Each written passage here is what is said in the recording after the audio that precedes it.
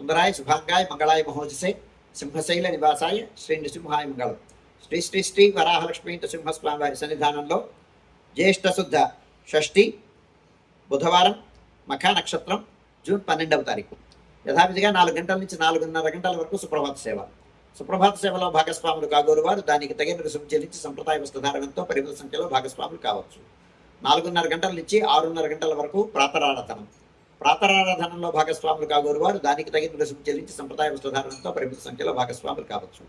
4:30 గంటల నుంచి 6:30 గంటల వరకు జరిగే ప్రాతరారాధనలో భాగంగా నిత్యవేద పారాయణం, ఉపనిషత్ పారాయణం, దివ్య సేవాకాలం, అనంతరం ధూపసేవా సమయంలో చతుర్వేద పారాయణం, శ్రీరామాయణం, భారతం, భాగవతం, విష్ణు పురాణం, క్షేత్ర మహాత్మ్యం, వరాహపురాణం, శ్రీభాష్యం, భగవద్ విషయం మొదలైన గ్రంథాలన్నీ పారాయణం చేయడానికి ఉపక్రమిస్తారు. అనంతరం బాలభోగ నివేదనం అయిన తర్వాత నిత్యహోమం, పరిహరణం అయిన తర్వాత మంగళాశాసనం, చేతవరగోష్ఠి, తీర్థ వినియోగం అయిన తర్వాత చుట్టు సన్నిధుల్లో మంగళాశాసనం పూర్తి చేసుకున్న తర్వాత సుమారు 6:30 గంటల నుంచి సర్వదర్శనం ఆరంభమవుతుంది. 7:30 గంటలకు సహస్రనామార్చనం, 8:30 గంటలకు ఆర్జిత గరుడ సేవ, 9:30 గంటలకు ఆర్జిత నిత్య కళ్యాణం ఆరంభమవుతాయి.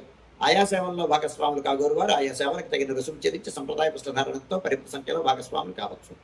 11:30 గంటల నుంచి 12:15 గంటల వరకు రాజభోగ నివేదనం, మహానివేదనం. ఈ సమయంలో భక్తుల యొక్క దర్శనములు నిలుపుదల చేయడం జరుగుతుంది. 12:15 గంటల నుంచి 2:30 గంటల వరకు సర్వదర్శనం, 2:30 గంటల నుంచి 3 గంటల వరకు మధ్యాహ్న విరామం. ఈ సమయంలో భక్తుల యొక్క దర్శనములు నిలుపుదల చేయడం జరుగుతుంది. మధ్యాహ్నం 3 గంటల నుంచి రాత్రి 7 గంటల వరకు సర్వదర్శనం. రాత్రి 7 గంటల నుంచి 8:30 గంటల వరకు రాత్రి ఆరాధనం. రాత్రి ఆరాధనలో భాగస్వాములు కాగోరు వారు దానికి తగిన రుసుము చెల్లించి సంప్రదాయ వస్త్రధారణంతో పరిమిత సంఖ్యలో భాగస్వాములు కావచ్చు.